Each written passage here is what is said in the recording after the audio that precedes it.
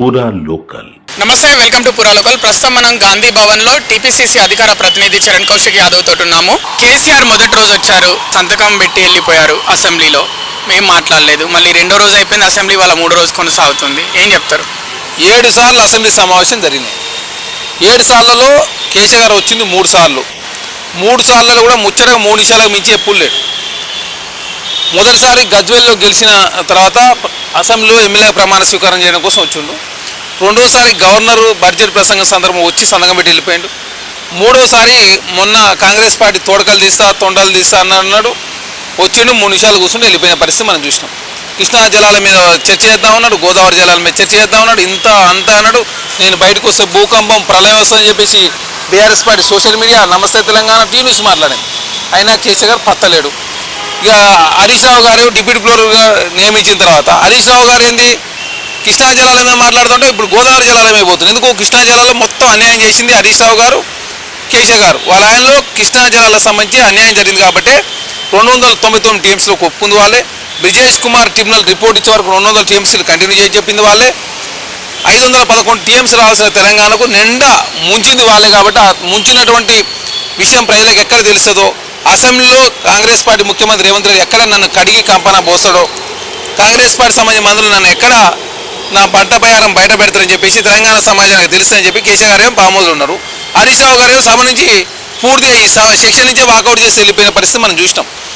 మేము కృష్ణా జలాల గురించి మాట్లాడితే హరీష్ రావు గారు నల్లమల్ల సాగర్ అని, లేకపోతే ఏదైతే గతంలో కట్టినటువంటి భారతీయ జనతా పార్టీ కావచ్చు, ఎన్డీఏ ప్రభుత్వంలో చంద్రబాబు నాయుడు గారు ఉంటే వారి గురించి మాట్లాడే ప్రయత్నం.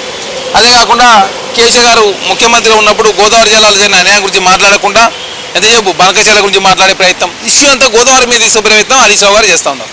ఇక్కడ జూరాల దగ్గర 2013లో సమైక్య రాష్ట్రం అనుమతి ఇచ్చినప్పటికీ ఎందుకు మీరు జూరాల దగ్గర ప్రాజెక్ట్ కట్టలేదని చెప్పి కాంగ్రెస్ పార్టీ మాట్లాడుతూ ఉంది. అక్కడ ఫ్లడ్లో అదే వరద జలాలు దాదాపు 35 రోజుల పాటు అందుబాటులో రోజు 3 టీఎంసీలు తీసుకున్నా కూడా 70 టీఎంసీ తీసుకోవచ్చు, తక్కువ ఖర్చుతో పూర్తి అయిపోయేది. అదే ప్రాణాయిత చేవలకు సంబంధించి అలానే అప్పటికే 10,000 కోట్ల రూపాయలు ఖర్చు పెట్టి 35,000 కోట్ల రూపాయల ప్రాజెక్టు 28,000 కోట్ల రూపాయలు ఖర్చు పెడితే అదే అయిపోయేది. ఇది ఒక 25,000 కోట్ల రూపాయలు, 1,00,000 కోట్లతో మొత్తం ప్రాజెక్టులో పూర్తయ్యేది. ఇటు రంగారెడ్డి కావచ్చు, ఇటు పాలమూరు కావచ్చు, ఇటు నల్గొండకు నీళ్ళు వచ్చేది. మీరు 1,20,000 కోట్ల రూపాయలు ఖర్చు పెట్టినా కూడా తెలంగాణ రాష్ట్రంలో ఒక ఎకరా కూడా భారతలేదు. కల్లకూరుకు సంబంధించి మోటార్ ఆన్ చేసి ఆఫ్ చేసిపోయారు. తర్వాత పాలమూరు రంగారెడ్డికి సంబంధించి 26,000 కోట్ల రూపాయలు ఖర్చు పెట్టి 53,000 కోట్ల రూపాయలు అంచనా అప్పుడు, ఇలా అది 88,000 కోట్ల రూపాయలు పెరిగింది.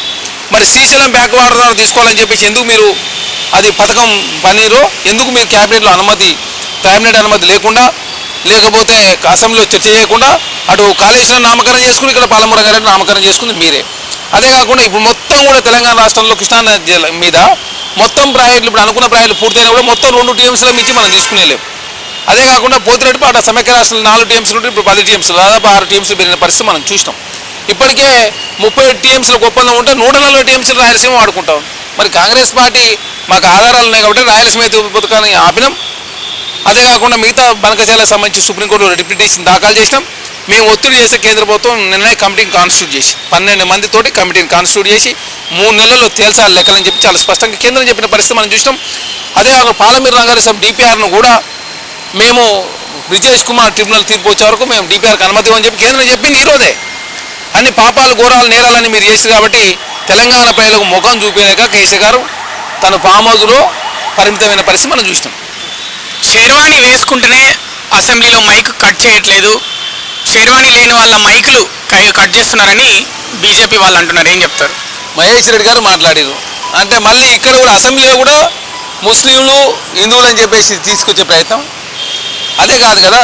మీరు తెలంగాణకు సంబంధించి మీరు 8 మంది ఎమ్మెల్యేలు ఉన్నారు. మీ ఎమ్మెల్యేలకు సంబంధించి మీకు ఎంత టైం ఇవ్వాలో అసెంబ్లీ స్పీకర్ నిర్ణయిస్తారు. సంఖ్యను బట్టి ఇస్తారు తప్ప ఇక్కడ సంఖ్య కాకుండా ఇచ్చే పరిస్థితే లేదు. అదే కాకుండా హైదరాబాద్ సంబంధించి ఎంఐఎం సంబంధించి 7 మంది ఎమ్మెల్యేలు, ఒక 2 ఎమ్మెల్సీలు, ఒక లోక్సభ ఉన్నాడు కాబట్టి హైదరాబాద్లో వాళ్ళ కార్పొరేటర్ కూడా 40 పైగా ఎక్కువ ఉన్నారు కాబట్టి మూసీ సంబంధించిన అంశం వచ్చినప్పుడు ఖచ్చితంగా హైదరాబాద్లో ఎమ్మెల్యేల సంఖ్య ఆధారంగా కొంత ప్రయారిటీ ఇస్తారు. మీరు హైదరాబాద్ సంబంధించి ఉన్నది రాజాసింగ్ ఒకటే, ఆ రాజాసింగ్ అసలు సభకే రాడాయ, వారిని బీజేపీ సస్పెండ్ చేసిరి. మహేష్ రెడ్డి ఫ్లోర్ భారతీయ జనతా పార్టీ ఉంటేనేమో హరీష్ రావు గారు వాకౌట్ చేసి వెళ్ళిపోయింది కాబట్టి మరి హరీష్ రావు గారు ఏది చెప్తే మహేష్ రెడ్డి అది మాట్లాడుతున్నారని చెప్పేసి కల్వకుంట్ల కవిత గారు చెప్పిన తర్వాత ఇప్పటి వరకు మహేష్ రెడ్డి గారు అయితే దాన్ని ఖండించలేదు, హరీష్ రావు గారు దాని గురించి మాట్లాడలేదు. కాబట్టి చేసిన పాపాలను మీరే చేసి భారతీయ జనతా పార్టీ ఏం చేస్తుంది? ఇప్పుడు 3,885 కోట్ల రూపాయలు కేంద్రమైన సహాయం తీసుకురండి. మీరు గంగానది చేసుకున్నారు, సబర్మతి రివర్ని చేసుకున్నారు, యమునా నది చేస్తారని చెప్పి మన ఢిల్లీ ఎలక్షన్లో చెప్పారు. అదే కాకుండా సబర్మతి రివర్ చేసుకున్నప్పుడు 60,000 కుటుంబాలను మీరు అక్కడి నుంచి ఖాళీ చేయించారు. అదే కాకుండా మీరు ఇవన్నీ ప్రక్షాళన చేసుకుంటూ మరి మేము ప్రక్షాళన చేసుకుంటే కేంద్రం అనుమతి ఇవ్వదు. 3,800 కోట్ల రూపాయలు కేంద్రం సహాయం చేయించి అడిగితే ఇప్పుడు దాని మీద ఊసేలేదు. 1,20,000 కోట్ల రూపాయలకు సంబంధించిన పెండింగ్ సంబంధించినటువంటి ఏదైతే ప్రాజెక్టులు అవన్నీ కూడా అనుమతి ఇవ్వంటే మెట్రో విస్తరణ 2 కావచ్చు, 3 కావచ్చు, డ్రై పోర్ట్ కావచ్చు, త్రిబుల్ కావచ్చు, త్రిబుల్ రైల్ రింగ్ కావచ్చు, తర్వాత పోర్ట్ సిటీకి సంబంధించి కావచ్చు, మూసి ప్రక్షాళన కావచ్చు, ఇవన్నిటి కూడా అనుమతి అడిగితే కేంద్రం ప్రత్యేక సాయం చేయాలంటే సాయం చేయని పరిస్థితి మనం చూస్తూ ఉన్నాం. మీరు నిధులు తీసుకురాకుండా 8 మంది ఎమ్మెల్యేలు, 8 మంది ఎంపీలు, 3 ఎమ్మెల్సీలు, ఒక రాజ్యసభ, ఇద్దరు కేంద్ర మంత్రులు. మరి తెలంగాణకి ఏం జరిగింది? ఒప్పందంలో భాగంగా 41 పైసలు ఇవ్వాలి. రూపాయి కరిగిపోతే 41 పైసలు ఇస్తారు కేంద్ర ప్రభుత్వం. మనకు వచ్చేది 35 పైసలు ఇస్తారు. మన పైసలే ఒప్పందంలో భాగంగా 3 పైసలు ఇవ్వాలి. మరి అదనంగా 1 పైసా కూడా దేరైతుంది. అదే లక్నో మెట్రో విస్తరణకు 50% కేంద్ర ప్రభుత్వం, అదేవిధంగా మెట్రో సంబంధించి కేంద్ర ప్రభుత్వం భరిస్తూ ఉంది. ఇక్కడ 10% మాత్రమే కేంద్ర ప్రభుత్వం భరిస్తూ ఉంది. మరి వివక్షత ఉంది కదా. ఉత్తరప్రదేశ్ 1 రూపాయి ఇస్తే వాళ్ళకి 7 రూపాయలు ఇస్తుంది. మహారాష్ట్ర 1 రూపాయి ఇస్తే 6 రూపాయలు ఇస్తుంది. మరి భారతీయ జనతా పార్టీ ఉన్న రాష్ట్రాలు ఒక విధంగా, భారతీయ జనతా పార్టీ లేని రాష్ట్రాలు ఒక విధంగా కేంద్ర ప్రభుత్వం వివరిస్తుంటే మీరు అసెంబ్లీలో దాని గురించి మాట్లాడకుండా శర్వాణి వేసుకుంటే ఒక విధంగా అని చెప్పి హిందువులు ముస్లింల మధ్య పంచాయతీ పెట్టే ప్రయత్నమే.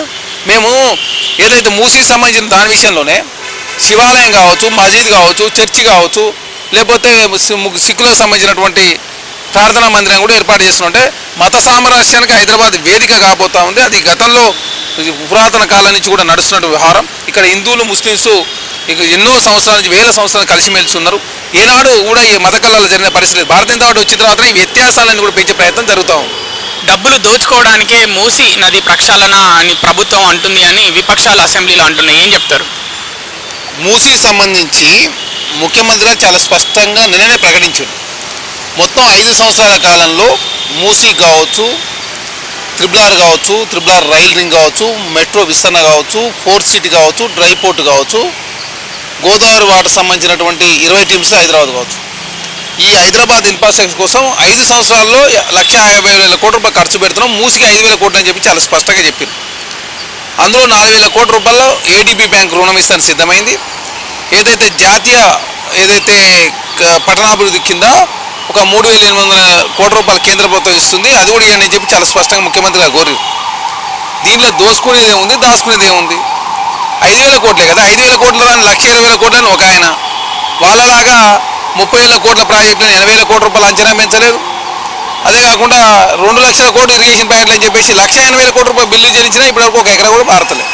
వాళ్ళు అడ్డగోలుగా 30% కమిషన్లు తీసుకొని తెలంగాణ రాష్ట్రం మిషన్ కాకతీయ పేరు మీద కూడా కమిషన్ కకృతపడి తెలంగాణ రాష్ట్రంలో ప్రజా సొమ్మును దోచుకున్నది వాళ్ళు. వాళ్ళలాగా కాంగ్రెస్ పార్టీ ఎక్కడ దోచుకోవడం లేదు. ఓన్లీ ప్రజాస్వామ్యంలో కాంగ్రెస్ పార్టీగా ప్రజలకు ఇచ్చిన హామీలు నెరవేరుస్తూనే, అదే కాకుండా హైదరాబాద్ను ప్రపంచ నగరాలతో పోటీపడే విధంగా ముందు తీసే ప్రయత్నంలో కాంగ్రెస్ ప్రభుత్వము డిపిఆర్లు కూడా మార్చి చివరి వరకు రాబోతూ ఉన్నాయి. మూసి 55 కిలోమీటర్ సంబంధించిన మూసి, అది దాదాపు 250 కిలోమీటర్ వరకు ఎక్కడ నల్గొండ జిల్లా వాడపల్లి అంటే గుంటూరు సమీపాన అది ఎండ్ అవుతూ ఉంది. అదే కాకుండా ఈసా నది కావచ్చు, మూసీ నది కావచ్చు, 2 నదులు కావచ్చు, గోదావరి వాటర్ 3 అనుసంధానం చేసి అక్కడ గాంధీకి సంబంధించినటువంటి ప్రపంచంలో ఎత్తైన విగ్రహం ఏర్పాటు చేసి అక్కడ ఎడ్యుకేషన్ హబ్ ఏర్పాటు చేయాలని ప్రభుత్వం భావిస్తున్నాయి. అదే కాకుండా మంచిర్యాలలో 800 సంవత్సరాల నాటి పురాతన శివాలయం ఉంది, దాన్ని కూడా డెవలప్మెంట్ చేయాలని. అదే కాకుండా ఒక మసీదును చార్మినార్ ప్రాంతంలో డెవలప్మెంట్ చేయాలని. అదే చర్చికి సంబంధించి ఉప్పల్లో, అదే కాకుండా ఏదైతే గురునానక్ అదేవిధంగా సిక్కులకు సంబంధించినటువంటి ఒక ప్రార్థనా మందిరాన్ని కూడా ఏర్పాటు చేసి మత సామ్రాజ్యానికి మూసి అనేది వేదిక కాబోతూ ఉంది. అదే కాకుండా నైట్ బిజినెస్ సెంటర్గా, ఎందుకంటే 9 గంటల వరకు అదే సిటీలో ఉన్నటువంటి యాక్టివిటీస్ అంతా అయిపోయిన తర్వాత నైట్ 9 to మార్నింగ్ 6 వరకు అక్కడ బిజినెస్ యాక్టివిటీ జరిగే విధంగా ఒక మాస్టర్ ప్లాన్తో ప్రభుత్వం ముందుకు పోతాం. అంటే కాంగ్రెస్ పార్టీ అంటే ముస్లిం అంటే కాంగ్రెస్ పార్టీ అని ముఖ్యమంత్రి రేవంత్ రెడ్డి గతంలో చెప్పారు కదా. ముఖ్యమంత్రి గారు అట్లాంటి వ్యాఖ్యలు ఎప్పుడు చేయలే. ఎప్పుడు కూడా కాంగ్రెస్ పార్టీగా ఎప్పుడు కూడా అన్ని మతాలను గౌరవిస్తాం.